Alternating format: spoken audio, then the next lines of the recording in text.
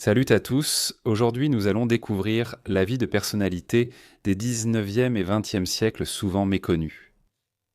Ces femmes ont vécu des histoires fascinantes.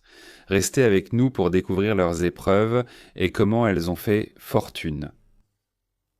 Pour commencer, direction l'Oklahoma au début du XXe siècle. Sarah Rector est née le 3 mars 1902 dans la ville de Muskogee, en Oklahoma. Son père était Joseph Rector et sa mère Rose McQueen. Elle avait 5 frères et sœurs, et malgré ses origines modestes, un coup de chance allait complètement changer sa vie. Pour comprendre l'histoire de Sarah, nous devons d'abord nous pencher sur ses ancêtres. Sa grand-mère maternelle et son arrière-grand-père paternel ont été réduits en esclavage par les Indiens Muscogee Creek. En 1866, après la guerre de sécession et l'abolition de l'esclavage, les ancêtres de Sarah furent déclarés affranchis par le gouvernement américain et devinrent alors citoyens des tribus qui les avaient auparavant réduits en esclavage. En 1887, le gouvernement fédéral a introduit le Dawes General Allotment Act, par lequel il a dépouillé encore plus d'Amérindiens de leurs terres. Cela était dû au fait que le gouvernement considérait toutes les terres tribales comme un excédent que les tribus n'utilisaient pas besoin. Ainsi, elle a été divisée et transférée gratuitement aux colons blancs. En 1898, le Congrès a adopté la loi Curtis qui a modifié la loi Dawes. Cette nouvelle législation a divisé l'Oklahoma, qui passait du statut de territoire indien à celui d'État. C'était une étape obligatoire pour former le nouvel État de l'Oklahoma. Cependant, une différence majeure était que non seulement les colons blancs recevaient gratuitement des terres issues de l'ancien territoire indien, mais les terres non attribuées étaient également accordées aux tribus résidant dans la région. En tant que descendant d'esclaves Creek, et ayant plus tard le statut d'affranchi, Sarah ainsi que 2 de ses frères et sœurs avaient chacun droit à une parcelle de terre. Celle de Sarah faisait environ 160 acres. Cette distribution a eu lieu en 1898 jusqu'à 1906. En conséquence, près d'1 million d'acres de terre dans l'est de l'Oklahoma ont été attribués sous forme de lots de terre aux enfants de la Nation Creek.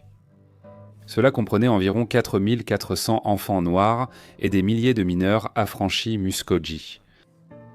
Au total, le Curtis Act a privé les tribus d'environ 90 millions d'acres. Le gouvernement fédéral a attribué aux membres des tribus, dont Sarah, des terres rocheuses et infertiles, impropres à l'agriculture, lors de la distribution des terres excédentaires. Pendant ce temps, les parcelles de terre les plus précieuses et fertiles étaient réservées aux colons blancs.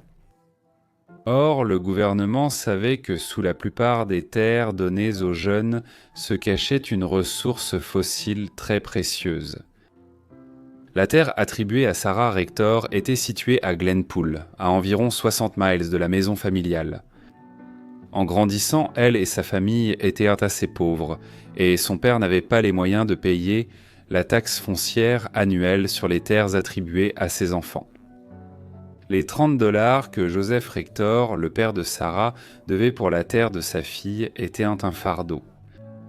En conséquence, Joseph a saisi le tribunal du comté de Muskogee afin de vendre la terre. Cependant, comme Sarah était encore mineure, cette demande a été refusée. Il a dû continuer à payer la taxe, ce qui représentait un lourd fardeau pour la famille déjà pauvre. En février 1911, Joseph conclut un accord avec la Standard Oil Company, louant la terre de Sarah à cette entreprise, ce qui le soulagea enfin de ses difficultés financières. 2 ans plus tard, Benham B. Jones, foreur surnommé le millionnaire du pétrole, fora un puits sur la propriété, provoquant un jaillissement de pétrole. Heureusement pour Sarah, il y avait du pétrole brut sous sa terre.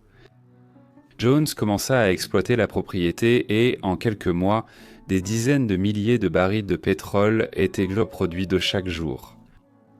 À cette époque, la loi en Oklahoma exigeait que tous les enfants citoyens du territoire indien possédant des biens et de l'argent importants soient placés sous la tutelle de soi-disant son tuteur blanc respecté. Cela signifiait que même si leurs parents étaient dits vivants, ils ne géraient pas la richesse de leurs enfants. Bientôt, Rector recevait une fortune en redevances grâce à cette découverte. Cependant, afin de se conformer à la loi, des voix se sont élevées dans la région pour demander un changement de la tutelle de Sarah. Ainsi, un juge a nommé un résident blanc local nommé T. Panji Porter pour superviser toutes les affaires financières de Sarah. Il convient de noter qu'il n'était pas un parfait inconnu, car il était connu de la famille Rector. La nouvelle de cette découverte a rapidement fait la une des journaux à travers le pays. Sarah était désormais censée gagner des milliers de dollars par mois à seulement 11 ans. Un témoignage rapporte qu'en octobre 1913 seulement, elle a touché des droits d'auteur de 11 500 dollars.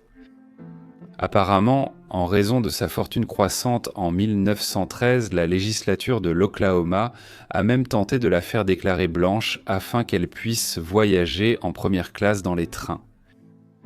Les journaux rapportés sont que les revenus de Sarah dépassaient ceux du président et qu'elle était devenue connue comme la jeune fille noire la plus riche d'Amérique. Malgré ses revenus importants, des rumeurs disaient que ses conditions de vie n'avaient pas changé. On disait qu'elle vivait toujours dans une cabane de 2 pièces avec sa grande famille. Restant pauvre, beaucoup se sont interrogés sur le sort de sa fortune. En 1914, le journal afro-américain The Chicago Defender a entendu parler de l'histoire de Sarah et des rumeurs sur sa pauvreté. Ils ont ensuite publié un article affirmant que Sarah, ainsi que ses frères et sœurs, étaient sans éducation, vivaient dans de mauvaises conditions et que sa fortune était mal gérée. L'article a attiré l'attention de plusieurs Afro-Américains éminents qui se sont inquiétés de ses conditions de vie et de sa tutelle. Peu de temps après, une enquête a été lancée pour déterminer si T.J. Porter gérait bien la fortune de Sarah. En juin, une note a été envoyée par James C. Waters, Jr., qui était un agent affilié à l'Association nationale pour la promotion des personnes de couleur. William Dubois a reçu la note où Waters expliquait en détail que la succession de Sarah était mal gérée. Selon lui, Sarah n'avait aucune éducation, portait des robes bon marché et pas de chaussures. Pendant ce temps, son tuteur touchait une grosse somme d'argent. Water a ajouté « N'est-il pas possible de s'occuper d'elle de manière décente et par des gens de sa race ?» Au lieu d'être prise en charge par un membre d'une race qui lui refuserait, à elle et aux siens, le traitement accordé à un bon chien de garde. Il n'a pas fallu longtemps avant que les journaux du pays remettent en question la position du tuteur de Sarah. D'autres cas comme celui de Sarah étaient aussi mis en avant.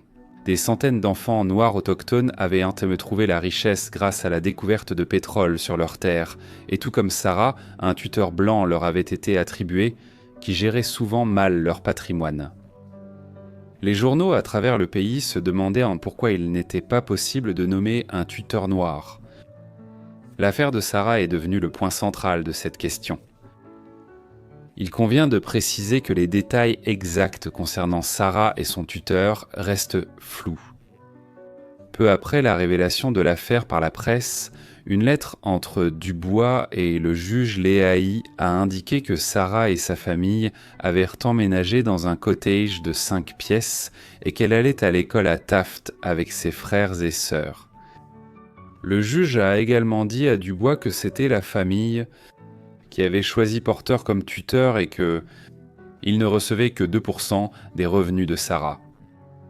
Les journaux détenus par des Blancs disaient maintenant que le juge Leahy était très strict envers les tuteurs, en cas de la moindre irrégularité. Même si la situation concernant la tutelle de Sarah était largement exagérée, l'enquête de la National Association for the Advancement of Colored People a mis en lumière les problèmes existants liés à la tutelle et la corruption qui l'accompagnaient, ce qui signifie que moins d'enfants seraient négligés et exploités. Dubois a également fondé le département des enfants de la National Association for the Advancement of Colored People, chargé d'enquêter sur les tuteurs blancs, soupçonnés de priver des enfants noirs de leurs terres et richesses. Sarah et sa sœur aînée ont quitté l'école de Taft pour recevoir une meilleure éducation à l'école pour enfants de l'Institut Tuskegee. Alors qu'elle était à l'école, des criminels ont comploté pour kidnapper Sarah et demander une rançon. Heureusement, plusieurs élèves ont empêché l'enlèvement. Malheureusement, la richesse de Sarah la rendait souvent cible de violence et d'exploitation. C'est peut-être l'une des raisons pour lesquelles elle s'est tenue à l'écart de la presse plus tard dans sa vie. En 1915, la production sur la concession de Sarah était d'environ 160 000 barils de pétrole brut par mois. Comme Sarah avait une part d'un huitième, elle gagnait environ 18 000 $ par mois, soit environ 460 000 $ aujourd'hui. À l'époque, le revenu moyen des ménages était à peine inférieur à 60 $ par mois. Pour mettre en perspective l'ampleur de ses revenus, son revenu quotidien dépassait le salaire annuel de la plupart des Américains à l'époque. En raison de la grande médiatisation de sa vie, Sarah a reçu des cadeaux, des demandes de prêts et surtout des propositions de mariage d'hommes bien plus âgés, alors qu'elle n'était encore qu'adolescente. Ces hommes voulaient sûrement contrôler sa fortune. En 1917, la famille Budge a déménagé à Kansas City, dans le Missouri, et en quelques années, ils ont emménagé dans un magnifique manoir en briques, connu sous le nom de manoir Sarah Rector. À 18 ans, Sarah était déjà millionnaire. Elle avait plusieurs entreprises, des actions, une pension de famille et des terres. La mère de Sarah, connue dans la famille sous le nom de Mama Rose, gérait les finances de sa fille jusqu'à ses 20 ans.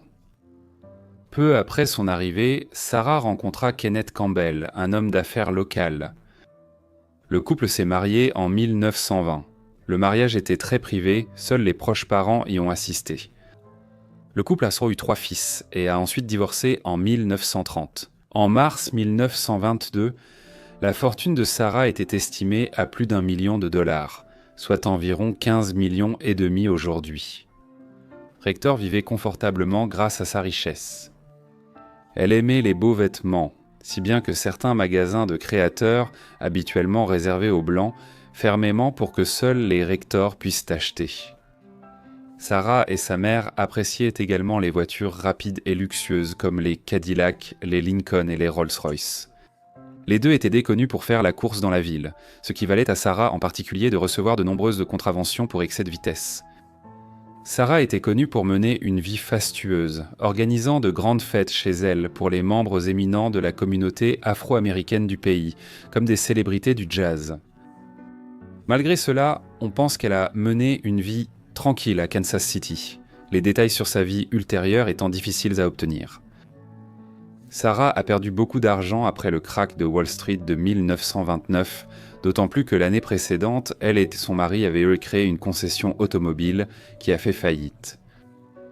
Après son divorce, Sarah a épousé William Crawford, un propriétaire de restaurant, en 1934. Sarah Rector est décédée le 22 juillet 1967, à l'âge de 65 ans, d'une hémorragie cérébrale. Elle a ensuite été enterrée au cimetière de Taft, sa ville natale. Puis nous allons en Géorgie au début du XIXe siècle. Biddy Mason serait née le 15 août 1818 dans le comté de Hancock, en Géorgie, mais ces détails restent incertains.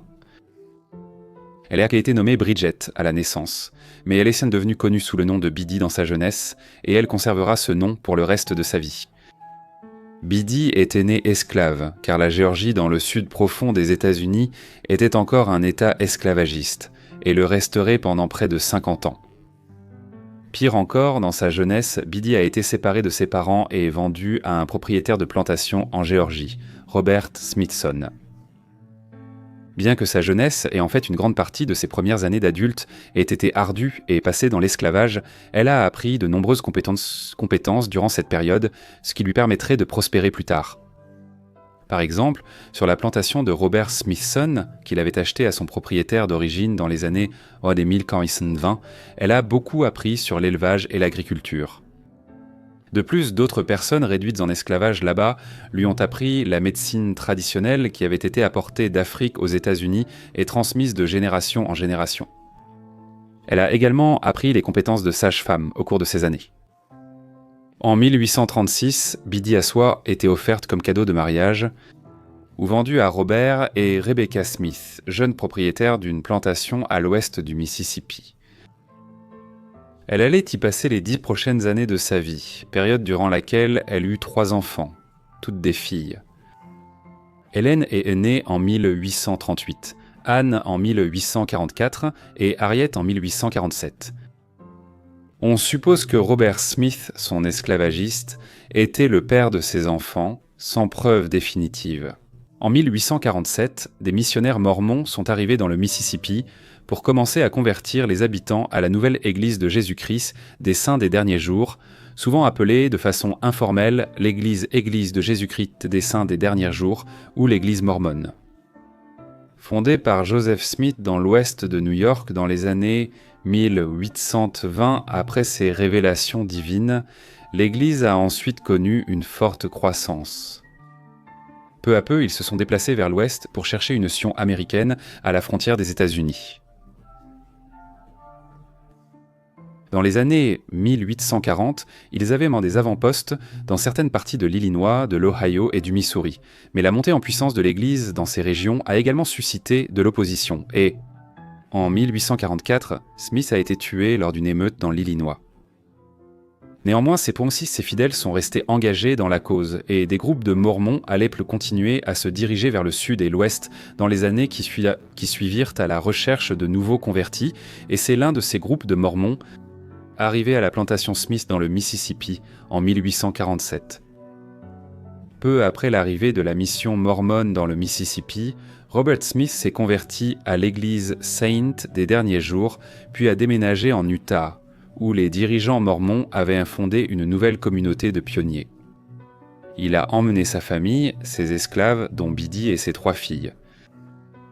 Brigham Young, successeur de Joseph Smith, mena son peuple dans la vallée du Grand Lac Salé pour fonder une colonie qui deviendrait le centre du mormonisme, Salt Lake City.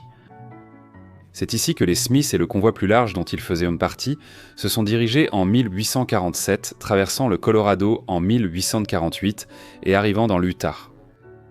En route, les compétences médicales de Biddy ont été précieuses, faisant d'elle un membre clé du convoi. À leur arrivée dans l'Utah, Smith et son groupe se sont installés à Cottonwood, près de Salt Lake City. L'Église de Jésus-Christ des Saints des Derniers Jours n'était pas abolitionniste. Brigham Young manifestait une antipathie envers les Afro-Américains et l'esclavage était permis à Salt Lake City et dans les colonies voisines. En 1851, une décision de Brigham Young semble offrir à Biddy la possibilité d'obtenir sa liberté. En 1848, les États-Unis avaient acquis une vaste étendue de territoire s'étendant du Texas jusqu'à l'océan Pacifique lors du traité de paix mettant fin à la guerre américano-mexicaine. Cela incluait la région connue des Mexicains sous le nom d'Alta California, qui devint rapidement l'État américain de Californie. C'est également en 1848 que d'importants filons d'or furent découverts en Californie et à mesure que la nouvelle se répandait, une ruée massive de dizaines de milliers de chercheurs d'or et d'autres aventuriers commença à se diriger vers l'ouest, en Californie.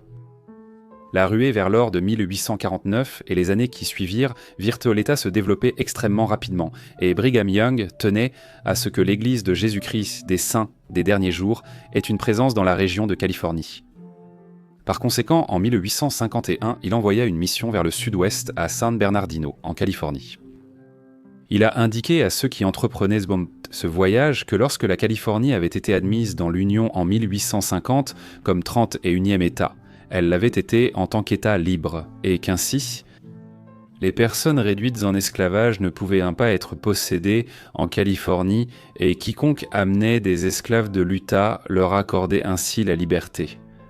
Lorsque Robert Smith rejoignit la mission en Californie avec sa famille et ses esclaves, il semblait que Biddy serait bientôt libre. Mais Smith avait d'autres plans. Il ne libéra pas ses esclaves à son arrivée et beaucoup, comme Biddy, ignoraient en rang qu'il avait vraiment droit à la liberté en entrant dans l'État.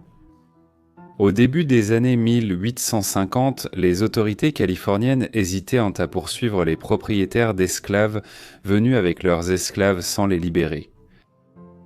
Ainsi, Biddy et ses filles sont restées réduites en esclavage pendant plusieurs années après leur arrivée en Californie.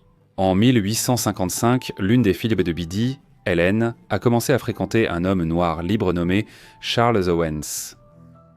Grâce à Owens, Biddy a appris que la loi californienne interdisait l'esclavage et qu'elle pouvait contester légalement le statut d'esclave imposé par Robert Smith.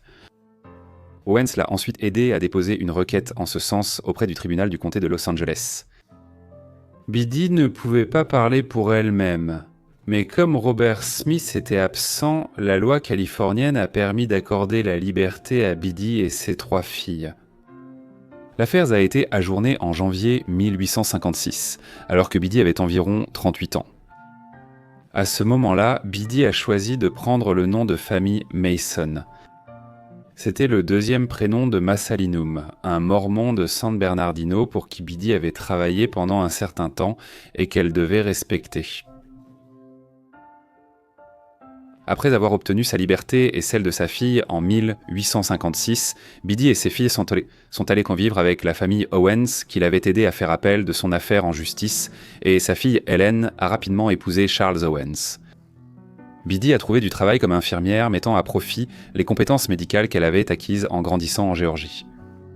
Elles a vite prospéré dans ce métier, la Californie étant touchée par une épidémie de variole à la fin des années 1850 et début 1860, ce qui rendait ses compétences de sage-femme très demandées. Mason menait une vie frugale et économisée.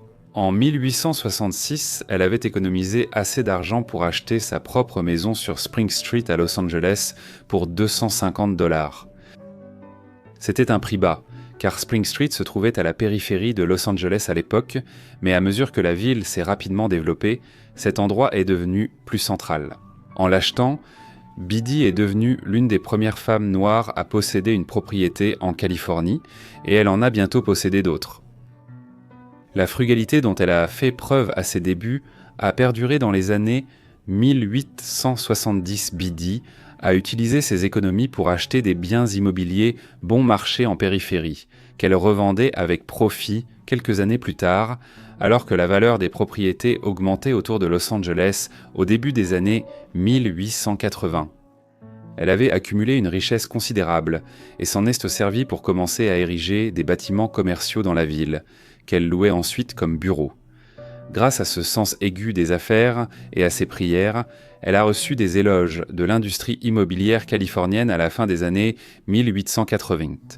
Biddy Madison, la femme qui était née esclave en Géorgie 70 ans plus tôt, avait accumulé une fortune estimée à environ $300 000, l'équivalent d'environ 10 millions de dollars aujourd'hui. Les activités de Biddy s'étendaient au-delà de ses intérêts commerciaux.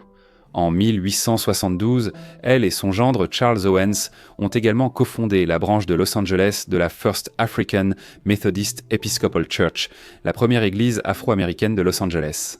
Les réunions au cours desquelles la création de l'église a été planifiée et organisée se tenaient dans la maison de Mason sur Spring Street. Le terrain sur lequel l'église a été construite a également été directement donné par elle, Mason est également largement reconnu aujourd'hui pour sa philanthropie et ses activités caritatives. Par exemple, on lui attribue un rôle important dans la création de la première école primaire de la ville pour les enfants afro-américains. Elle a également fait d'importants dons à des œuvres de charité locales et à diverses causes, une fois que sa fortune personnelle le lui a permis. Certaines de ses activités sont remarquables. Par exemple, Mason allait souvent voir les détenus de sa région pour leur offrir une aide juridique. Dans les années 1880, après de graves inondations à Los Angeles qui ont laissé des milliers de personnes démunies, Mason a ouvert des comptes à son nom dans plusieurs épiceries pour payer les courses des victimes pendant des semaines. Plus tard, elle a fait de sa maison un orphelinat et un foyer pour les démunis. Des gens venaient ici chaque jour pour soulager leur pauvreté. Et lorsque Biddy n'était plus en mesure de les accueillir à la porte à l'extérieur en raison du déclin de sa santé, son petit-fils les faisait entrer pour la rencontrer dans la maison. Sans surprise, compte tenu de tout cela, Biddy est devenue connue au sein de la communauté afro-américaine de Los Angeles sous le nom de Grand-mère Mason. Mason est décédé le 15 janvier 1891 à l'âge de 73 ans à Los Angeles. Bien qu'elle soit devenue une figure estimée au sein de sa communauté, tant pour sa philanthropie que pour son engagement religieux, elle a néanmoins été enterrée dans une tombe non marquée au cimetière Evergreen, situé dans le quartier de Boyle Heights de la ville. Ce n'est que près de 100 ans plus tard que sa contribution à l'histoire de la Californie a été reconnue, lorsqu'une grande pierre tombale a été érigée sur sa tombe en 1988. Un an après, le Musée afro-américain de Californie lui a consacré une exposition et a proclamé le 16 novembre 1989 journée Biddy Mason. Le parc commémoratif Biddy Mason à Los Angeles porte aujourd'hui son nom. Ainsi, un siècle plus tard, l'histoire remarquable de Mason a été révélée à un public plus large.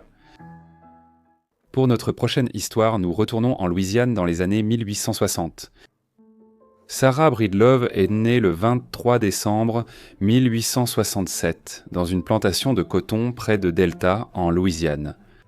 Ses parents, Owen et Minerva Breedlove, ainsi que ses 5 frères et sœurs aînés, sont nés esclaves et travaillaient sur la propriété de Robert W. Burney, la plantation à Madison Parish. Finalement, la famille est devenue libre et a commencé à travailler comme métayer. Contrairement au reste de sa famille, Sarah est née libre grâce à la proclamation d'émancipation de 1863. La vie de Sarah dans sa jeunesse était pleine de difficultés. En 1872, sa mère est malheureusement décédée. Bien que la cause soit inconnue, il s'agissait très probablement du choléra. Un an plus tard, son père est également décédé. Orpheline à 6 ans. Ensuite, elle est partie vivre à Vicksburg, Mississippi, chez sa sœur aînée Luvenia et son beau-frère Jess Powell. Elle n'avait que 10 ans lorsqu'elle a commencé à travailler comme domestique. Sarah n'a pas eu d'éducation réelle enfant. Le mieux qu'elle ait eu, ce sont des cours d'alphabétisation le dimanche à son église locale. Elle a déclaré plus tard « Je n'avais que peu ou pas d'opportunités lorsque j'ai commencé dans la vie ». Sarah n'aimait pas vivre avec sa sœur, car son beau-frère la maltraitait. Pour échapper à ces mauvais traitements, elle s'est mariée à seulement 14 ans. 3 ans plus tard, elle a eu une fille, Alélia, née le 6 juin 1885. Lorsque Sarah n'avait que 20 ans, elles sont devenues veuves après que son premier mari, Moïse McWilliams, soit décédé seulement 2 ans après la naissance de leur fille. Par la suite, Sarah a emmené sa fille à Saint-Louis, où ses frères s'étaient installés comme barbiers. Sarah a ensuite trouvé du travail comme blanchisseuse, gagnant un peu plus d'$1 par jour. Quand elle ne travaillait pas, Sarah chantait dans la chorale de l'église épiscopale méthodiste africaine Saint-Paul. Elle a rapidement voulu offrir une éducation à sa fille et devenir instruite elle-même. Alors, elle a commencé à suivre des cours du soir. Quelques années après, Sarah a commencé à perdre ses cheveux. C'était dû à plusieurs facteurs: troubles cutanés, produits agressifs, mauvaise alimentation et manque de lavage des cheveux.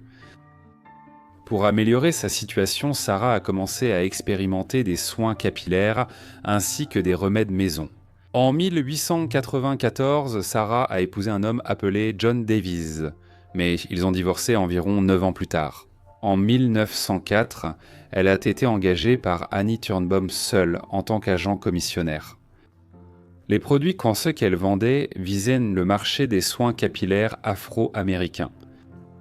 Pendant son travail chez Malone, Sarah a commencé à créer ses propres produits capillaires. Elle a déménagé à Denver, Colorado, en juillet 1905. À l'époque, elle avait 37 ans. À Denver, elle a travaillé comme agente de commission, puis a arrêté après s'être installée comme coiffeuse et vendeuse de crèmes cosmétiques. Son ancienne employeuse, Malone, a accusé Sarah d'avoir volé sa formule. Pourtant, le mélange existait depuis des centaines d'années. En janvier 1906, Sarah a épousé un homme qu'elle connaissait depuis l'époque où elle vivait à Saint-Louis. Son mari était un vendeur nommé Charles Joseph Walker. Après cela, Sarah était connue sous le nom de Madame Sepent J. Walker. Le couple a promu l'entreprise, Charles gérant la publicité. Madame Walker utilisait notamment la vente de porte à porte. Peu à peu, elle a enseigné à d'autres femmes afro-américaines à bien entretenir leurs cheveux. En 1906, la fille de 21 ans de Madame Walker, Eulalia, a été chargée de l'opération de vente par correspondance à Denver. Pendant ce temps, sa mère et son beau-père ont voyagé dans le sud et le sud-est, donnant des démonstrations de sa méthode Walker dans le but de développer l'entreprise. La méthode Walker consistait à préparer le cuir chevelu à l'aide de lotions spéciales comme le shampoing, sa pommade faite sur mesure, ainsi qu'à brosser les cheveux avec des peignes en fer. Cette méthode favorisait la pousse des cheveux, améliorait l'état du cuir chevelu et rendait les cheveux fragiles, doux et forts.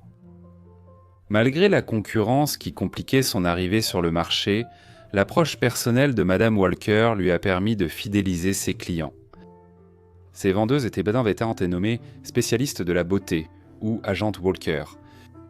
Elles ont réussi à vendre les produits en mettant l'accent sur l'importance de la santé, de la propreté et de la beauté. Bientôt, elles sont devenues, je l'ai connues dans de nombreuses communautés afro-américaines à travers les États-Unis. À mesure que l'entreprise grandissait en 1908, Madame Walker et son mari ont déménagé à Pittsburgh, Pennsylvanie. Là-bas, Walker a créé le collège Lélia pour former des spécialistes en coiffure. Elle a aussi ouvert un salon de beauté, élargissant l'entreprise. Madame Walker a formé des agents de vente agréés, leur enseignant la méthode Walker. Ses employés touchaient de belles commissions, ce qui permettait à ces femmes d'être économiquement indépendantes. La fille de Madame Walker, Lélia, était responsable des opérations quotidiennes à Pittsburgh. 2 ans plus tard, Madame Walker décida d'établir sa nouvelle base d'opération à Indianapolis. En tant que nouveau siège pour l'entreprise, Madame Walker acheta une usine et construisit davantage de salons de coiffure et d'écoles de beauté pour développer son affaire. Elle s'est même acheté une belle maison. À ce stade, son entreprise était devenue extrêmement prospère. La société de fabrication. Madame Sepent J. Walker réalisait des bénéfices équivalents à plusieurs millions de dollars en valeur actuelle. C'est également à cette époque que Lélia eut l'idée ingénieuse d'ouvrir un bureau et un salon de beauté à New York. Elle a vu comment le quartier de Harlem se développait et en 3 ans, il est devenu un centre florissant de la culture afro-américaine. Comme l'entreprise ne cessait de se développer, Madame Walker a augmenté le personnel pour faire face à la demande. Elle a embauché de nombreuses femmes à des postes clés de direction, même si cela était rare à l'époque. De plus, en développant son entreprise, elle a commencé à exprimer son opinion. Elle est devenue une grande philanthrope et militante, essayant d'améliorer la vie des femmes et des Afro-Américains. En 1912, Walker a pris la parole lors d'un rassemblement annuel du National Negro Business League déclarant « Je suis une femme qui vient des champs de coton du Sud ». De là, j'ai été promue à la bassine à laver, puis j'ai été promue à la cuisine, et de là, je me suis moi-même promue dans le secteur de la fabrication de produits capillaires et de préparation. J'ai construit ma propre usine sur mon propre terrain. 1 an plus tard, elle a fait un don important pour collecter des fonds pour la construction d'un bâtiment Young Men's Christian Association à Indianapolis. Elle a également créé des bourses d'études, fait des dons à des maisons de retraite ainsi qu'à de nombreuses autres organisations telles que l'Association nationale pour la promotion des personnes de couleur et la Conférence nationale sur le lynchage. De 1911 à 1919, les affaires ont prospéré. L'entreprise de Walker employait des milliers de personnes, majoritairement des femmes. À mesure que les bénéfices augmentaient, en 1913, Madame Walker et son mari Charles ont divorcé. À cette époque, elle a voyagé dans les Caraïbes et en Amérique latine pour promouvoir son entreprise. Pendant ces voyages, elle a recruté de nouvelles spécialistes de la beauté, leur enseignant la méthode Walker. En 1916, elle est revenue de sa campagne de promotion. Elle a de nouveau déménagé, confiant les opérations d'Indianapolis à sa contremaîtresse pour s'installer dans une nouvelle maison à Harlem. Depuis là-bas, Madame Walker supervisait le bon fonctionnement de l'entreprise. En 1917, son entreprise avait formé près de 21 000 femmes.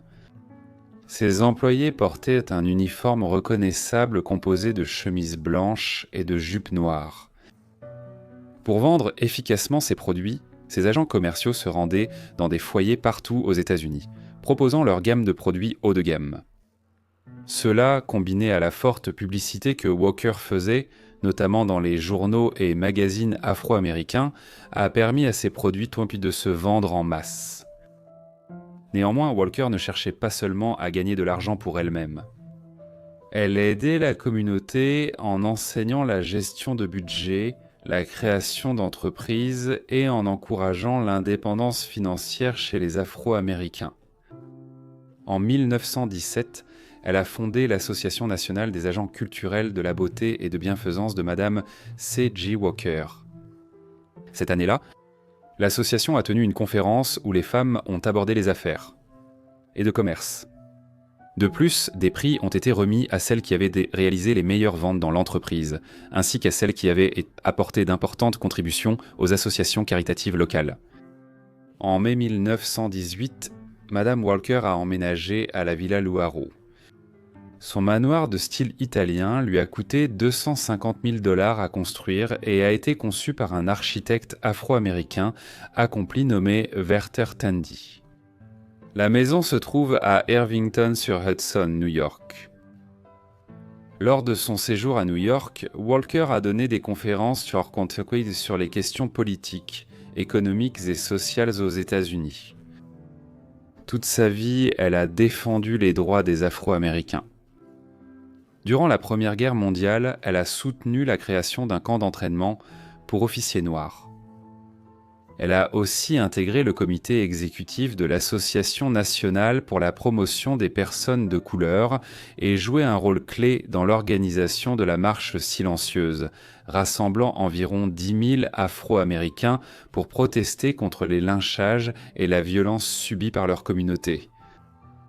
De plus, Walker a fait don de 5 000 $, soit environ 75 000 $ actuels, au fonds anti-lynchage de la National Association for the Advancement of Colored People. Sarah Walker est décédée dans son manoir le 25 mai 1919 d'une insuffisance rénale et d'hypertension à seulement 51 ans.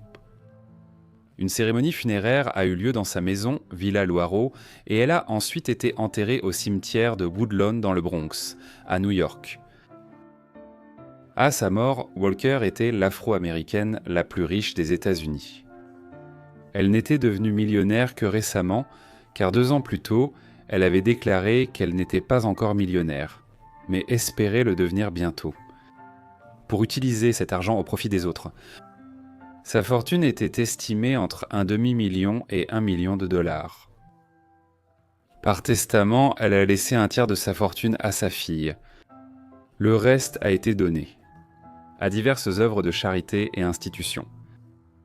Sa fille, Alelia Walker, est devenue la présidente de la société Madame C.G. Walker Manufacturing Company et une figure importante de la Renaissance de Harlem. Le centre théâtral Madame Walker à Indianapolis a commencé sa construction avant la mort de Walker. Il a ouvert ses portes en 1927.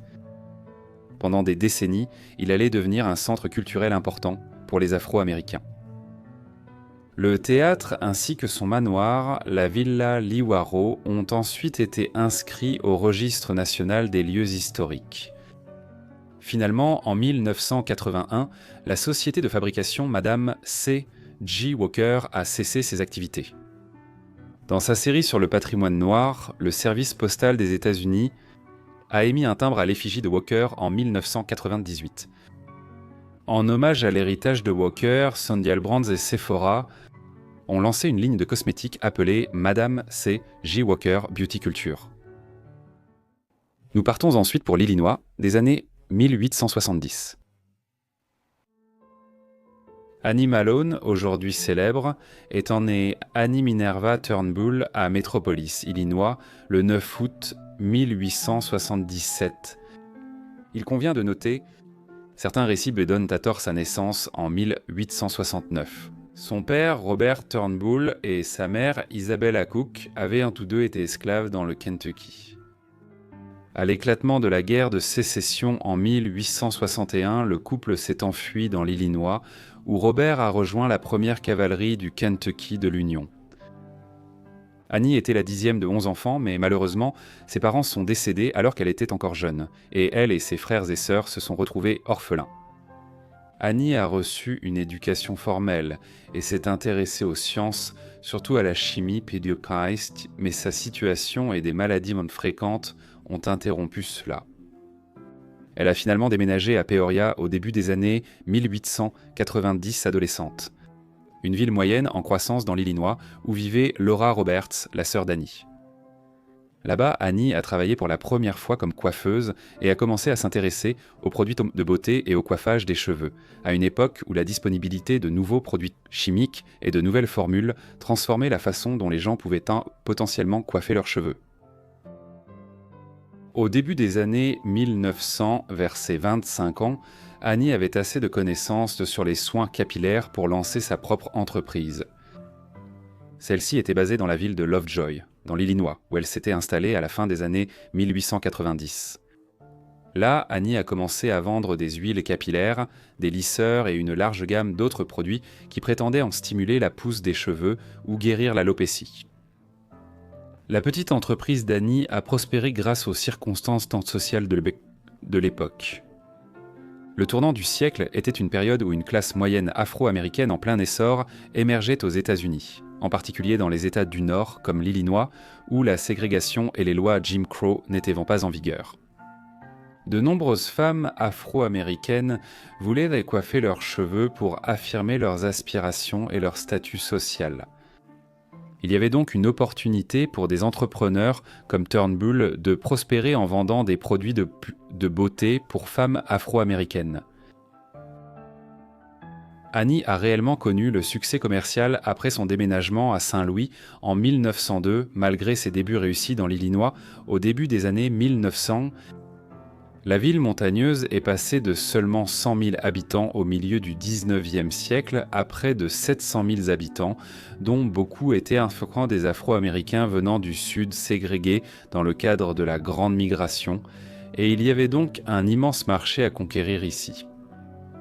Là-bas, elle a ouvert une boutique sur Market Street et a commencé à faire la publicité de ses produits et services dans les quartiers très noirs et les journaux afro-américains. Elle a également réussi à s'étendre dans les quartiers blancs en employant des vendeuses blanches. L'entreprise d'Annie a prospéré grâce à un produit spécifique qu'elle avait elle-même développé et qui était efficace pour lisser les cheveux crépus afro-américains. Son produit n'abîmait ni les cheveux ni le cuir chevelu, contrairement à d'autres, et a connu un grand succès. De plus, elle ne comptait pas sur la vente de son produit dans un salon de coiffure, mais allait de porte en porte dans les quartiers afro-américains pour vendre son produit. Son produit connut vite un tel succès qu'elle recruta d'autres personnes pour sa force de vente grandissante. Dans les années 1910, elle figurait parmi les femmes d'affaires les plus prospères du Midwest, alors que la situation des Afro-Américains était en plein essor. Annie Malone, femme prospère, des années 1910 voulait encore développer ses activités malgré ses revenus confortables. En 1917, elle a fondé le Poro College à Saint-Louis, une école de cosmétologie, pour développer son entreprise de beauté et favoriser l'émancipation des femmes afro-américaines. Le complexe du Poro College à Saint-Louis était très vaste, avec les bureaux d'affaires de Malone, une usine, des salles de classe, des centres de formation, des laboratoires, un auditorium, un centre de conférences, des dortoirs, des chambres d'hôtes, un entrepôt et un centre d'expédition. Ainsi, il est devenu le principal centre de production et d'expédition des produits capillaires et de beauté de Malone, tout en étant également un centre où les femmes venaient se former aux soins cosmétiques et capillaires proposés par Malone. Il s'agissait d'une entreprise en franchise, avec des femmes afro-américaines venant se former au Poro College avant de partir dans d'autres régions du pays pour lancer leur propre succursale du Poro College. Malone était en avance sur son temps en intégrant le Poro College dans la communauté et en faisant un lieu où les employés bénéficiaient des meilleurs services disponibles. En plus d'être un centre d'action communautaire, le collège disposait d'un salon fumeur, d'une cafétéria, de salles à manger, d'une boulangerie, d'un centre médical, de services de blanchisserie, d'une couturière sur place et même d'un salon de crème glacée, d'une salle de sport et d'un jardin sur le toit. C'était un précurseur du type de campus qu'Apple et Google allaient construire en Californie plusieurs décennies plus tard. Le collège Porrel a rencontré un grand succès comme franchise commerciale. Au cours des années 1920, il a formé des dizaines de milliers de jeunes femmes aux bases des cosmétiques et des soins capillaires qui sont ensuite retournées dans leurs propres villes et villages en tant qu'ambassadrices de la marque, stockant souvent les produits de beauté et de soins capillaires de Malone dans leurs salons pendant de nombreuses années. Au total, on estime que le collège Porrel a formé plus de 70 000 femmes entre la fin des années 1910 et le début des années 1940, tandis qu'à son apogée au milieu des années 1920, le collège employait environ 170 personnes sur place à Saint-Louis. Des succursales franchisées de Porrel ont essaimé en Amérique du Nord jusque dans les Caraïbes, l'Amérique du Sud, les Philippines et certaines régions d'Afrique. À cette époque, Annie était devenue millionnaire par ses propres moyens. Rien qu'en 1926, elle a payé 40 000 $ d'impôts, l'équivalent d'environ 3/4 million de dollars aujourd'hui. Une somme énorme qui témoigne de l'ampleur de son empire commercial à cette époque. Bien qu'elle ait généralement mené une vie frugale, elle s'est offert un symbole de statut particulier, devenant, selon la rumeur, la première femme du Missouri à posséder une Rolls-Royce. Elle a également partagé cette richesse à travers le collège Poro de manière à encourager l'activité commerciale. Par exemple, les agentes ayant travaillé 5 ans pour l'entreprise recevaient une bague de service coûteuse pour marquer leur engagement envers Poro. Annie Malone est reconnue comme l'une des 2 premières femmes afro-américaines devenues millionnaires autodidactes entre les 2 guerres grâce à la vente de produits capillaires et de beauté. L'autre était Madame C.J. Walker, et leurs 2 histoires s'en étaient profondément liées, et leurs parcours de vie se sont croisés de nombreuses façons significatives.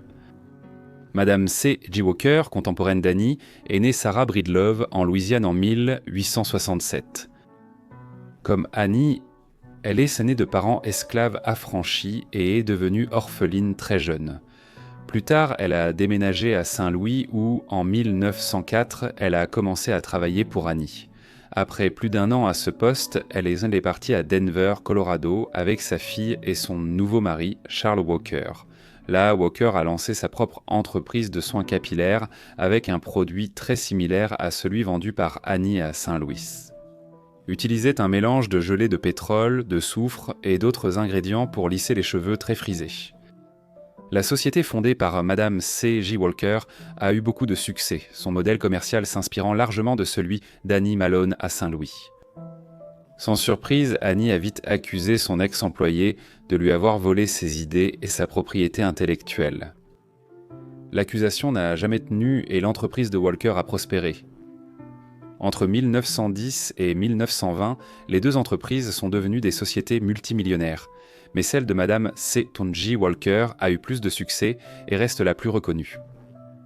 En fait, Walker a refusé de reconnaître l'influence d'Annie Malone sur son entreprise et sa vie, bien que ce soit Malone qui l'ait formée et ait posé les bases de l'industrie. Vous vous demandez peut-être pourquoi Annie Turnbull est surtout connue comme Annie Malone. Comme vous l'avez deviné, c'était à cause de ses affaires matrimoniales. Annie a épousé Nelson Pope le 25 juin 1902, peu après avoir déménagé à Saint-Louis. Peu d'informations sur ce mariage, si ce n'est qu'il a échoué et s'est terminé par un divorce en 1907. Ensuite, elle a vécu quelques années de nouveau avec son frère William sur Pine Street à Saint-Louis.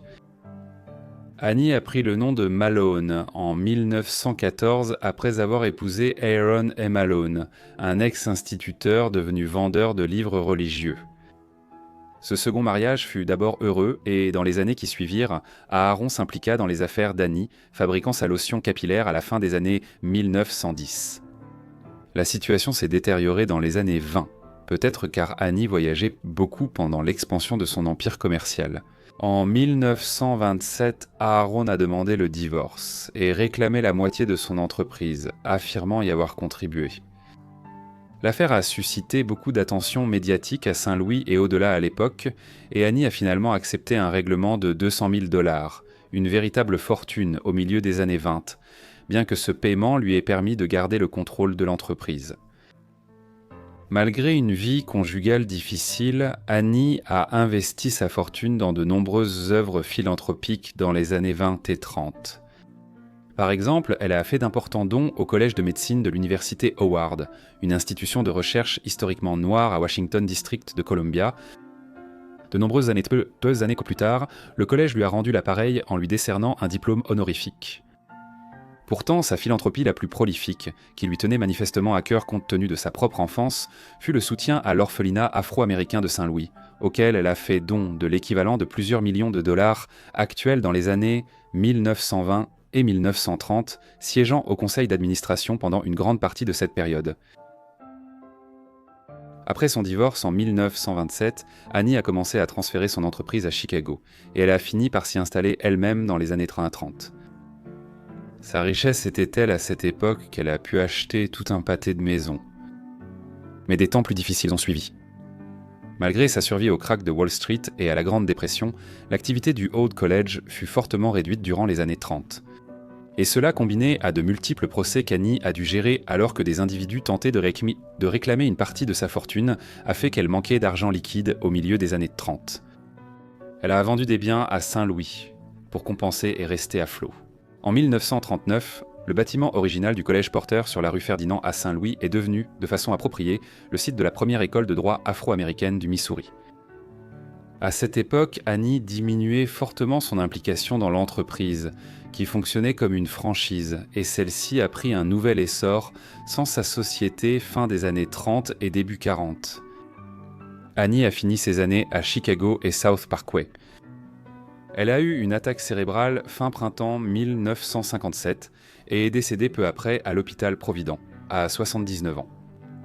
Aujourd'hui, son statut de première millionnaire autodidacte et philanthrope afro-américaine est célébré dans de nombreux livres, émissions et un défilé annuel à Saint-Louis en hommage à sa générosité envers les orphelinats et institutions pour enfants. Notamment, elle apparaît dans la série Netflix de 2020 Self-Made, qui est basée sur la vie de Madame C.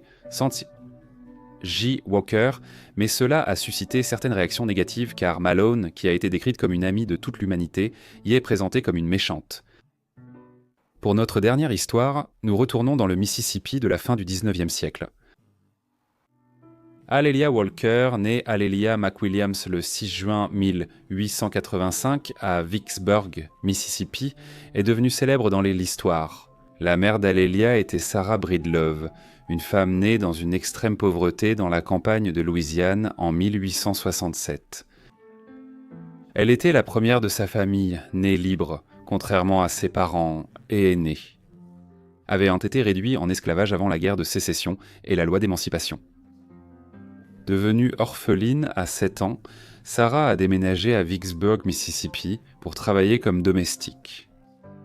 Là, elle a épousé Moïse McWilliams à 14 ans, puis 3 ans après, leur fille unique, Lilia, est née. On sait très peu de choses sur le père de Lilia, Moïse, et il n'est même pas clair quel âge il avait lorsqu'il a épousé Sarah. Quoi qu'il en soit, il n'a pas joué un grand rôle dans la vie de Lilia puisqu'il est décédé en 1887 alors qu'elle n'avait que 2 ans. Dans les années suivantes, Lilia aurait eu 2 beaux-pères, John Davis, épousé par sa mère en 1894 puis divorcé en 1903, et Charles Joseph Walker, vendeur de publicité, épousé par Sarah en 1906. L'histoire de la vie de Lilia est intrinsèquement liée à l'ascension de sa mère en tant que femme d'affaires. Après la mort de son père, Lilia et sa mère ont déménagé à Saint-Louis, Missouri, où ses oncles vivant déjà. C'est ici que Sarah a commencé à s'intéresser aux soins capillaires dans les années 1890, inspirée par ses propres problèmes de pellicule et du cuir chevelu. Lors de l'exposition universelle de Saint-Louis en 1904, Sarah a été engagée comme vendeuse par Annie Malone, entrepreneur afro-américaine en soins capillaires, sur son stand à la foire. Cette expérience a suffi à Sarah pour créer seule son entreprise de soins capillaires. Peu après avoir épousé Charles Joseph Walker, son troisième mari, elle a pris ses initiales et s'est fait appeler Madame C. Walker, nommant son entreprise la Madame C. G. Walker Company. La société Madame C. Panji Walker a rapidement commencé à rencontrer un succès considérable. Sarah et son mari Charles ont parcouru de nombreux États du Sud pour développer leur activité, tandis que Lilia, qui avait passé quelque temps à étudier au Knoxville College dans le Tennessee au milieu des années 1900, a été chargée d'une opération de vente par correspondance qui a été établie à Denver, dans le Colorado, stratégiquement situé entre les côtes Est et Ouest. À cette période, Lilia a adopté le nom Elilia Walker, prenant celui de son second beau-père et ajoutant un A à Lilia pour alléger son prénom. Au début des années 1910, la société Madame C. J. Walker était en plein essor. Le modèle commercial de Sarah formait de jeunes femmes afro-américaines comme vendeuses régionales, qui proposaient divers produits de l'entreprise, dont leur propre shampoing anti-chute, peigne et une pommade stimulante pour la pousse des cheveux. Au milieu des années 1910, l'entreprise employait des milliers de vendeuses à travers le pays et Sarah était devenue millionnaire par ses propres moyens, sans doute la première femme millionnaire autodidacte de l'histoire américaine. Alelia a participé à l'entreprise de sa mère pendant toutes ces années. Après avoir créé le centre de vente par correspondance à Denver, elle a ensuite déménagé à Pittsburgh pour superviser l'ouverture d'un bureau là-bas. Ensuite, en Madison de Saturday. Dans les années 1910, elle a été chargée des ventes de l'entreprise sur la côte Est de l'Amérique. 2 immeubles de 5 étages sur la 136e rue Ouest à Harlem, New York, ont été réunis pour devenir le siège de l'entreprise. Le premier étage servait de salon de coiffure pour la société Walker. Le deuxième étage abritait ce qu'on appelait le collège de la beauté Lelia, où les vendeuses et coiffeuses de la société Walker étaient difformées, tandis que les 3e, 4e et 5e étages devinrent la résidence d'Alelia et son espace privé pour recevoir. La mère d'Alelia est décédée le 25 mai 1919 d'une insuffisance rénale à seulement 51 ans. À la suite de sa mort, Alelia est devenue présidente de la société Madame C. J. Walker et également millionnaire à part entière. Sa fortune vaudrait aujourd'hui plus de 25 millions de dollars qu'Elilia comptait investir dans des initiatives sociales et culturelles. Ainsi, bien qu'elle soit restée présidente de la société Walker pendant toute sa vie et qu'elle ait continué à être le visage de la marque, elle n'a pas pris en charge la gestion quotidienne de l'entreprise au début des années 1920. À la place, la gestion a été confiée à une équipe qui dirigeait l'entreprise depuis le siège social situé dans la ville d'Indianapolis, où le principal centre de distribution de la société avait été construit et ouvert en 1917.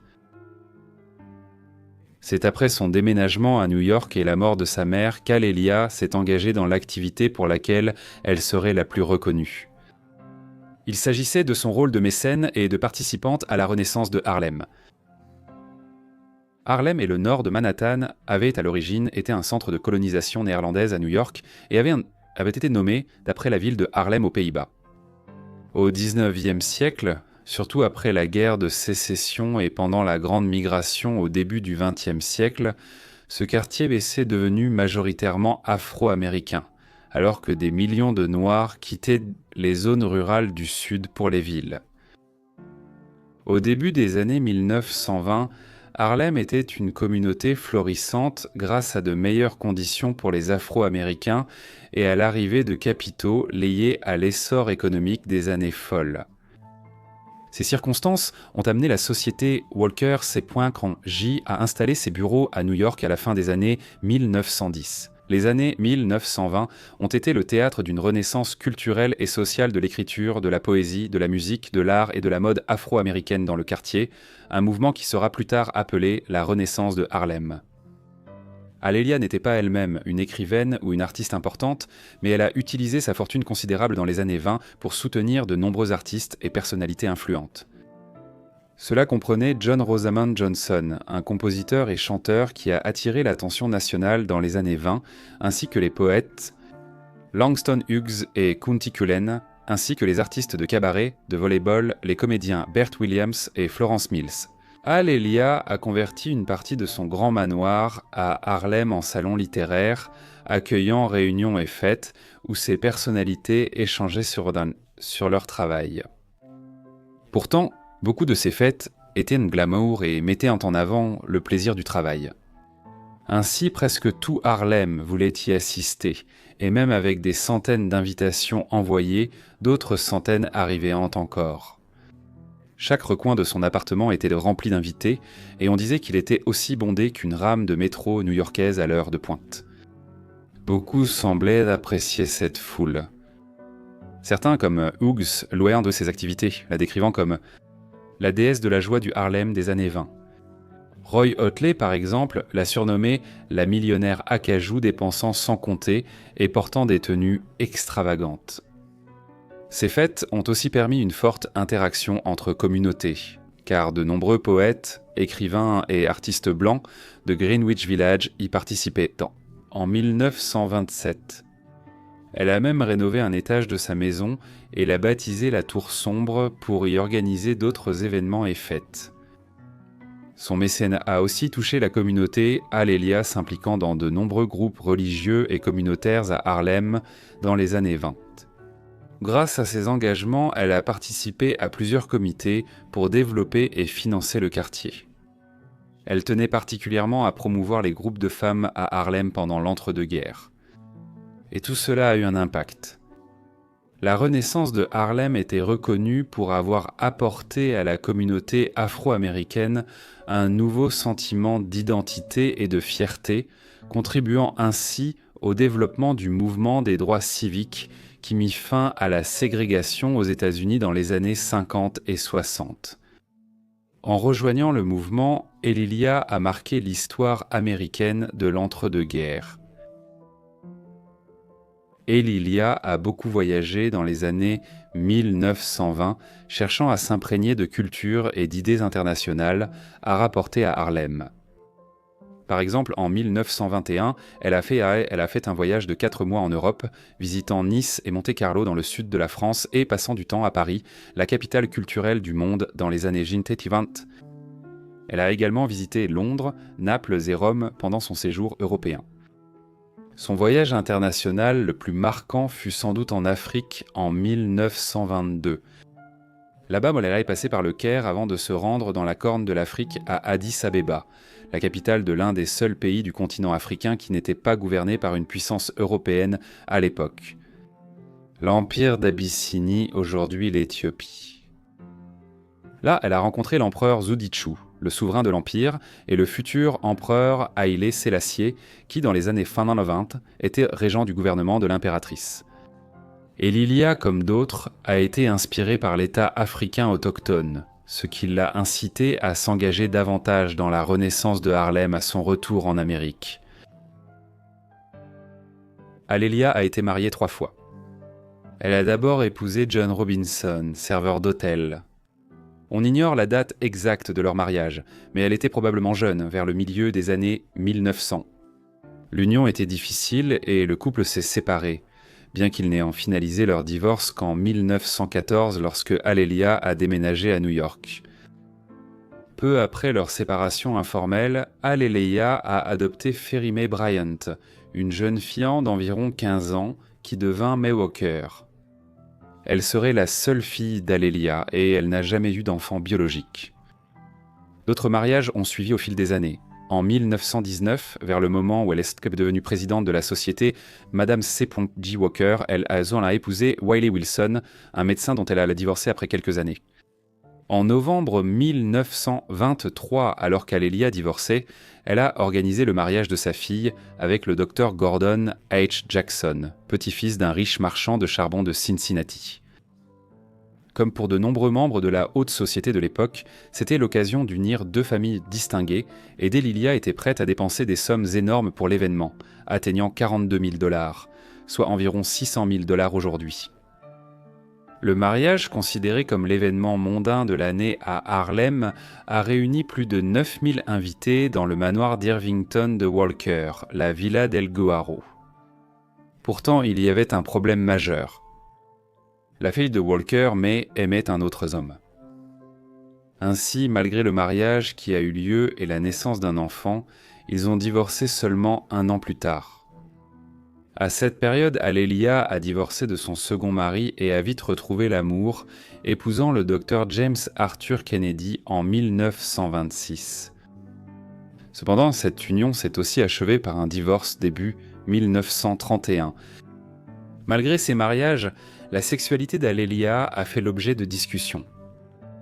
Son salon à Harlem est devenu un environnement accueillant à la fin des années 1910 et 1920 pour les membres connus de la communauté lesbienne, gay, bisexuelle et transgenre de l'époque. Comme l'ont décrit plusieurs figures éminentes de la Renaissance de Harlem qui assistaient à ces fêtes, l'atmosphère sexuelle y était aussi permissive que possible dans les années 1920. Cela a conduit à de nombreuses spéculations selon lesquelles Alelia elle-même était lesbienne ou bisexuelle, et cela s'est accentué ces dernières années avec sa représentation dans la série Netflix Self-Made. Dans la série, elle entretient une relation amoureuse avec un personnage nommé Esther, ce qui provoque des tensions avec sa mère. En réalité, cela a été inventé par les créateurs de la série, et il y a peu de preuves pour appuyer cette hypothèse. Bien que ses opinions sur la sexualité aient été très libérales, on ne connaît aucune relation durable avec une femme, et ses 3 mariages successifs après chaque divorce suggèrent qu'Alelia était hétérosexuelle. Alelia est décédée soudainement le 17 août 1931 à seulement 46 ans. La cause était une hémorragie cérébrale provoquée par l'hypertension, une condition qui avait également contribué à la mort prématurée de sa mère. Quelques jours plus tard, lors de ses funérailles sur la 7e avenue, des milliers d'habitants de Harlem ont assisté à une grande fête.